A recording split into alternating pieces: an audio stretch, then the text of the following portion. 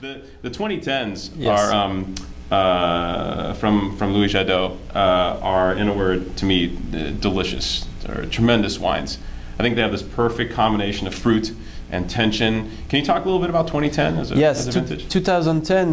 The story of this vintage is a little bit strange because, of course, everybody had in mind the 2009, which was a beautiful vintage, very easy for everybody, easy for the growers, easy for the vineyards, for the grapes, because everything was ripe, perfect, easy for the winemaker or for the people who were taking care of the wine, because it was really easy to have the grapes, these beautiful grapes. Everything was perfect. It was a gift, 2009. Yeah. 2010, that's more the difficult vintage, the classic vintage, a little bit difficult in Burgundy, more challenging, because during all the season it was more challenging, it was more difficult. The weather was not very good, a lot of rains, we had some frost, we had some hailstorms, we had a summer which is not really a summer, which was not really a summer, a lot of rains until beginning of September.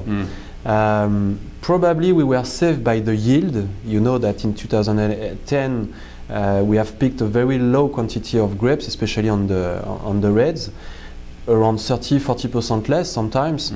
And the weather we had in September, some wind from north especially, which has concentrated the grapes, have clearly saved the vintage. Because at the beginning on the paper, if you see the weather we had, yeah, it was not done. It was not done. And I remember very well that the first days of September, when we looked at the window, we said, "Oh la la, tough year to start. It will be hard. It will be hard." At the end, it's a miracle. It's the classic Burgundy miracle. Yeah. We need difficulties in Burgundy to see a great vintage arrive. That's often like that. A great vintage in Burgundy, it's not the vintage which is the perfect one.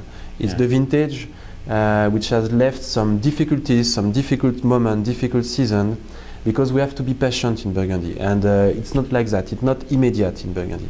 And at the end, the very good surprise of the 2010, yes, it is purity, it is minerality, it is some wine very right, with the freshness. You know that in Burgundy, the line of life, that is the acidity, the freshness, the tension.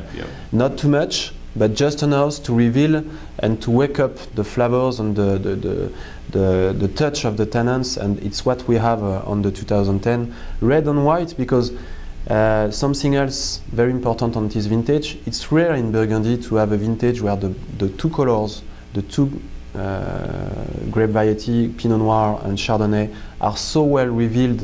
The whites have something very structured, just a touch of tannins, and the reds have just the minerality, just the delicacy of some whites. So it's a very well balanced vintage where the two colors reveals beautiful wines. No, I haven't seen that maybe since 2002 or something. Yes, you're right. 2002 was not so far from that, with two colors very well balanced, with beautiful whites and reds.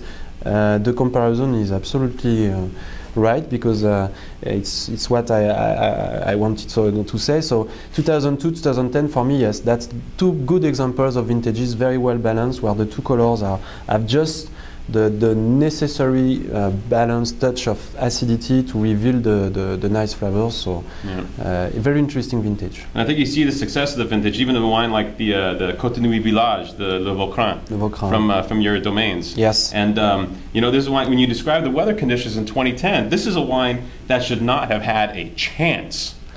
No, to me, clearly, especially, you know, because this part of the vineyard is grown in biodynamic. We have 15 hectares in Côte de Beaune and in Côte de Nuit, conducted in biodynamic, and Côte de Nuit Le Vaucrin, it's one of it.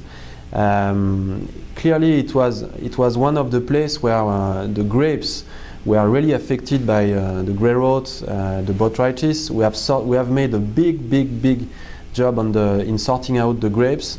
At the end, we have produced less as 50% of a normal production on that wine. Less. Okay. So because it was necessary, you have the effect of the botrytis, you have the effect of the wind from the north, which has reduced the volume, and of course we have sorted out a lot of grapes. Yeah. We try to keep only the best grapes, but the result is there. It's a wine very tasty, well balanced, very sweet. You have a touch in the palate, so so yes, that's the result and the good surprise of the 2010, because again, at the beginning we were not so confident, and in Burgundy we have to be patient. If you have to learn something in Burgundy, it's really to be patient. Never say that it's done, or no. Don't panic. Don't panic, exactly, because Burgundy is strange. It's very strong. It's a strong region where the wines are able to come back. Yeah, yeah. Question of time, but they will be back. And I think you will be back for a lot of vintages, Monsieur Barnier. Welcome. Thank you. Welcome to the United States. Welcome to Louis Jadot. Welcome. We are tickled pink to have your wines here, and obviously you have a very skilled hand, and I think Monsieur Ladière made a very good choice. Thank you very much. Yeah, cheers. Thank you. All right, thank you. Wow. That's so good.